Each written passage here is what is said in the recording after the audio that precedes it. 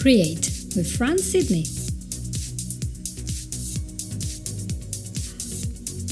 Hello everyone, welcome to the show. This is Franz Sidney. I am your host and this is Create with Franz. What is my job? My job is to help you to create the life that you want by using lots and lots of mind hacks and just looking back at patterns. And today in episode 107, I would like you to come with me to a journey into stained glass windows. And you might wonder, what do stained glass windows have to do with my life and why would I want to listen? And I'm here to tell you there is a strong connection, if you can feel and think in abstract, between the pattern of stained glass windows and the patterns of our life. So tune in. So just as we get started, you might want to ask, why am I so interested in stained glass? Well, this is because, first of all, being Italian, I've been surrounded by stained glass windows in lots of cathedrals and important buildings, and of course chapels, because our history is very rich in that, as you can see in a lot of Europe.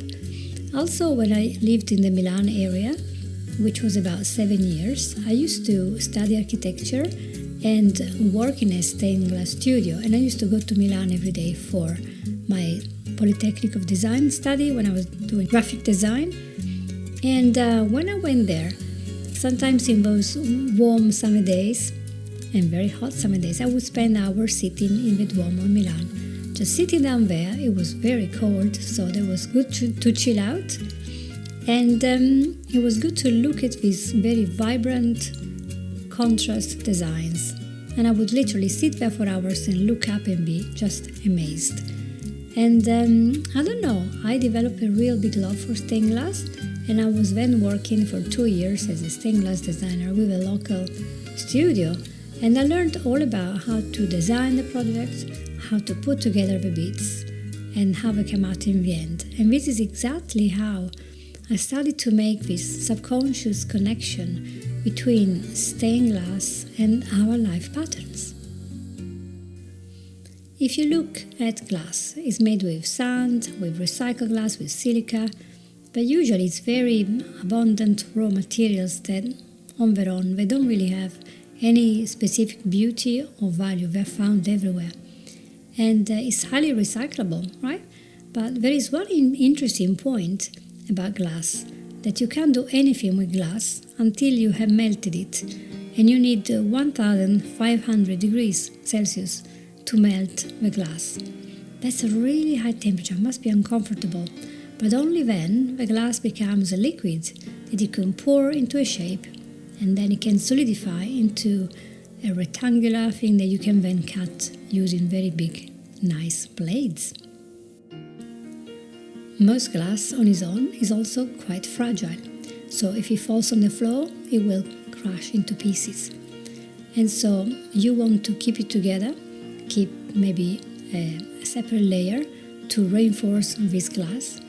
And in stained glass, you will have lead, you will have what was called the stain, which was a type of material they were used in the past, and this material was then colored, stained, and this was then put together with a little bit of cement, a very special type of cement, so that the stained glass wouldn't crash on you, sort of thing.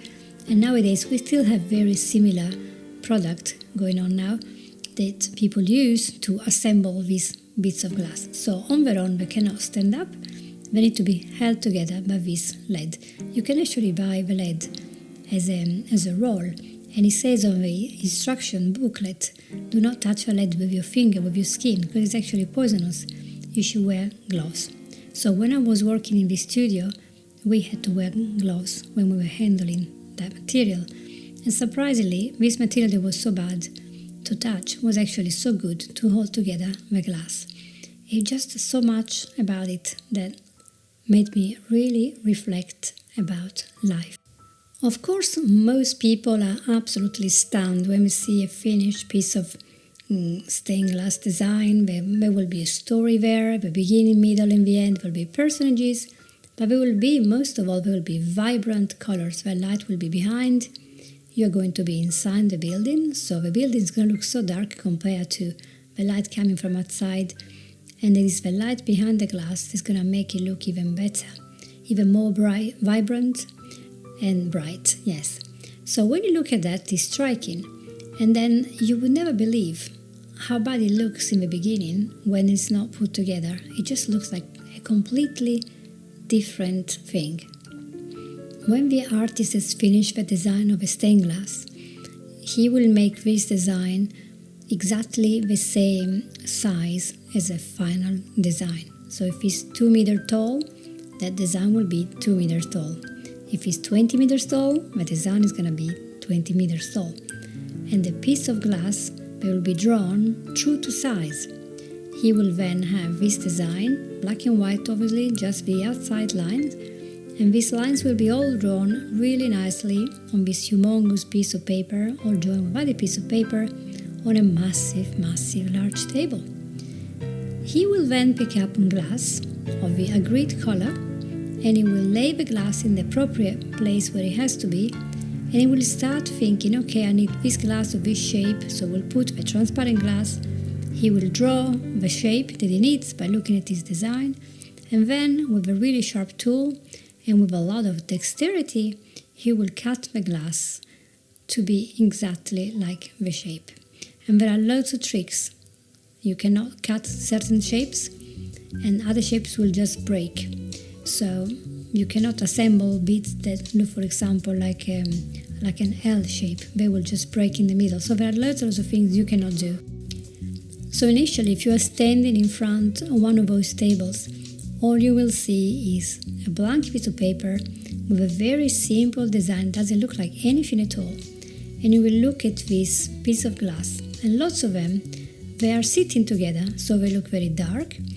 They don't seem to have any particular meaning or beauty. Might have a little bit of a nice pattern, but mostly not really. It's just a pile of pointless small bits that really makes no sense to you. And then, as the artist starts working and assembling one by one all these bits and laying them in a very careful order on the piece of paper, he has a project in his mind and he has focus. So he organizes all these colors in a special way so that to our mind they will say that this is a picture. So you will be able, when it's finished, to see the biggest picture. So what is he drawing? Is that a tree? Is that a fish? Is that a religious scene? Is that a story? You will see when it's all together. But in the beginning, all you see is, plates, lots of color, but not a lot of contrast. And if you think about it, the human vision is very, very good to see things that are in contrast. When there isn't enough contrast, as during the sunset and at dusk, we can't really tell the colors of things, and we cannot tell the shape very well. We cannot tell if it's a fox or a deer. It's very hard because it isn't contrast. So contrast is very important for us when we look at things, and that's why stained glass will look amazing in the end. When it's put against the light, when it's put with this special metal in between the two shapes, and when the colors are saturated. So that's all these things together make it so amazing to look at. Slowly, the picture emerges as the artist assembles with skill, with expertise, all these bits and creates this picture. And in the end, he's gonna pick up the lead. The lead is toxic, right? You're not supposed to touch it as it is. But he will use it. He will use gloves, he will be careful, and whatever other material he will use will be very useful for assembling these bits so they're all together. And in the end, there will be usually an extra sheet of transparent glass, so that's invisible, and they will be the backing. So they will help everything to stay together, to be cohesive, so it doesn't crash on the floor as soon as you handle it. And the final piece is your final result. It's multicolored, it's vibrant, it's spectacular to look at. It has contrast, it's vibrancy, and it's inspirational. And it's important to see that this glass, there was such a humble material, nothing particular, and actually you had to add special minerals inside and other things to change the color, because otherwise it wouldn't have a color. This glass has become something incredible. And it has become so because the master has put together his skills, his experience, his love, his interest in art and in beauty to create something unique and something beautiful. Because, if you just create a lot of pieces of glass of lots of color and you throw them on the floor, just like that, nothing is going to happen. So there is a mind behind this, and it's an amazing mind. So it's a very highly skilled profession, but one that allows you to create stained glass and to make it really beautiful. You need good design, good skills, and good working ability to put together, cut this glass in a way that the direction of a texture will make sense finally and will construct a figure that you can understand, you can decipher and recognize. So this is what I learned when I was designing and making stained glass design, and that was back in the 90s, so well over 22 years ago. And I'm looking back now and thinking how that has helped me to understand things about life that perhaps before I couldn't get. Sometimes we step back for a minute and we look back at our life, and we might be asked by somebody else, if you were able to get back to the beginning of your life, would you be able to change anything? What would you do differently? And some people say, I wouldn't change anything because what happened made me who I am, and I love who I am now. And that was interesting. It was something I saw last week on some social media saying you have 2 doors, go through the first door and you can go back to the beginning of your life and erase all your mistakes. Second door, get $10 million, and everybody chose the $10 million. And I chose that one too because I thought, what would be the point of me going back and erasing all my mistakes? Because then I would be erasing all my feedback, all my learning, all my growth. And, that's why those events that happened to me or that I created with my actions are so important. They are part of a big picture, just like in a stained glass design. And what is the thing? The thing is all the life events that we had.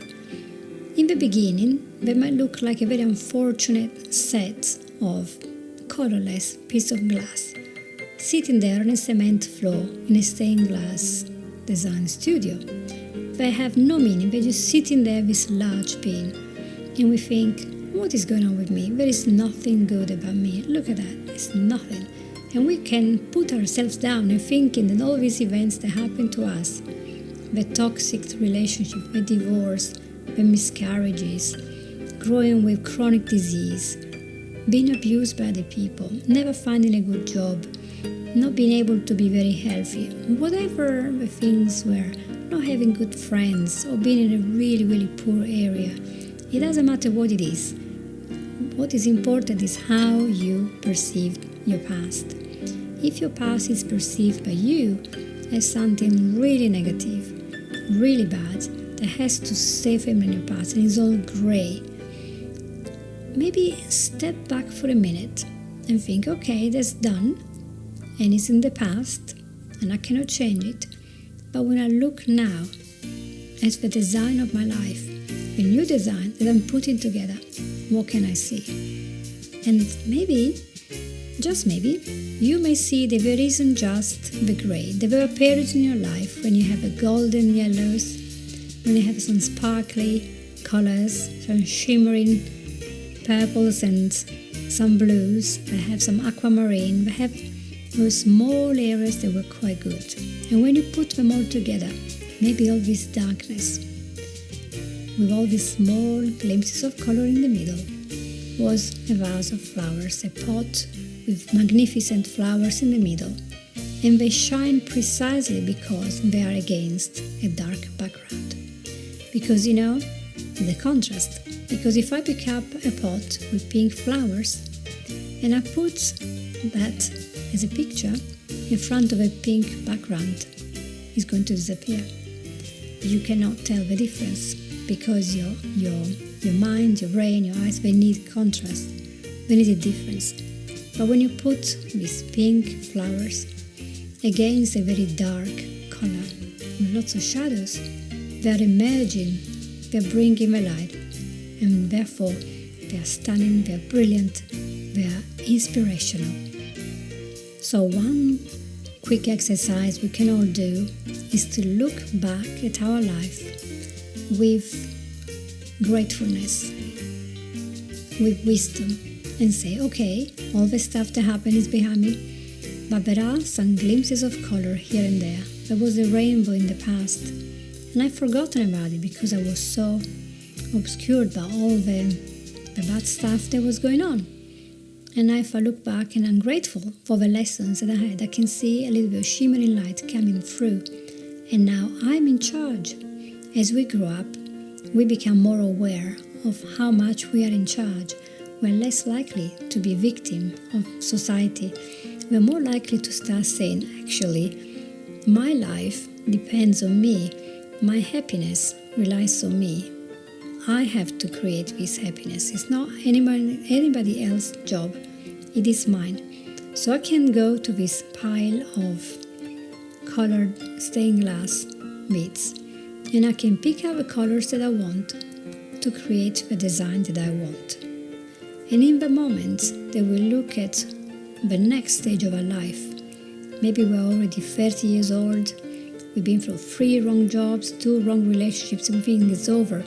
And it's not. We can pick up what we need to pick up, create this in our mind, change our mindset and think, well, if I can visualize a final picture, what is this picture going to look like? What do I want to happen in my life so that I can be feeling great?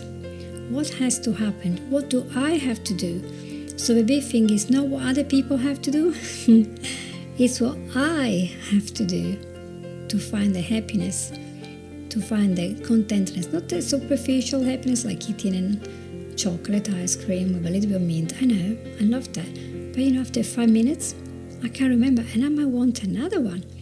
And then I'm going to be very sorry if I keep having all this chocolate ice cream, right?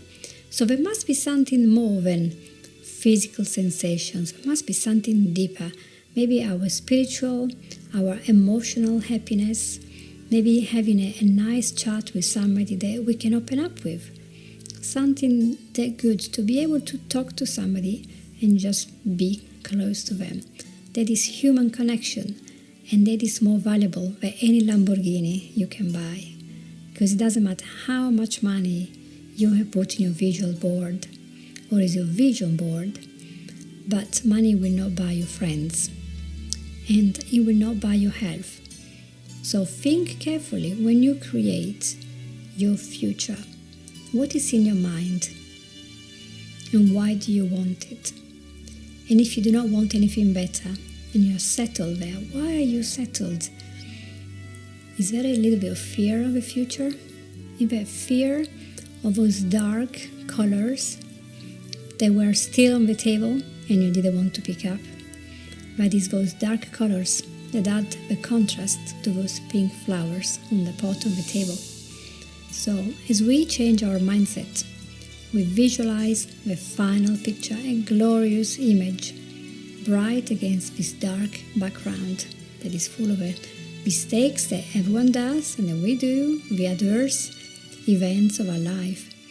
We can feel then a new energy, the energy of knowing where we're heading, the energy of having focus, having direction, having the energy every day to take the action that we need to get somewhere. So life isn't just about eating, drinking, and entertain ourselves. There is a lot more. And if we are sitting too comfortably in our sofa, maybe scrolling down social media or watching television endlessly, maybe we need something more But if we're sitting in an uncomfortable situation, if all we're seeing in this stained glass window of our life is the dark, it's time to look up for those little shimmering bits that can make a huge difference. And one big thing is that a lot of them can be made by us, by melting the glass again. We can melt this glass. We need high temperature, there's a bit of suffering, but then we can mold it again, and we can create what we need so they will fit within our life. So my hope today is that you have enjoyed this episode and you have taken maybe a few minutes just to think about what you can be grateful for in this moment. Where are the nice shiny bits of stained glass in your life that you have forgotten to be thankful for today? And maybe you can take a few more minutes to think about your future. We don't know how long we're going to be alive on this earth. And so it's always good to don't procrastinate anything, because you don't know when is your turn to go back to where you came from. And yes, it's a better life out there, they say, but while we're here, let's enjoy what we have. Let's make meaningful connections with our loved ones and with other people. Let's make our business a good business. Let's make our entertainment a wholesome entertainment. Let's nourish our souls and do good things. And our stained glass pattern will be beautiful and radiant and vibrant, and we'll sit there and say, wow, it is amazing, and I'm very, very happy. It doesn't have to look like anyone else's stained glass design. It can be completely and absolutely unique. So don't worry about the design that other people have in their windows. Just think about your design. It can be simple, it can be complex, it doesn't matter, but it is your design. So enjoy yourself this week and really think about how you can add the shimmer, the sparkle, the vibrant color in your life. What is missing there? Your life maybe is already perfect, but what else can you do to make it even more meaningful so you can step back and look at this amazing shining window and really feel great? Think about it. So thank you so much for being with me today. I hope you enjoyed the episode and you found it useful. And if so, please click like and share it with some of your friends so that more people can find out about Create and can improve their life using mind hacks. So remember, you can find me on franzsidney.com, and if you ever need a consultation for getting your mindset sorted out, you know where to find me. Thank you so much, and I'll see you soon. Bye-bye.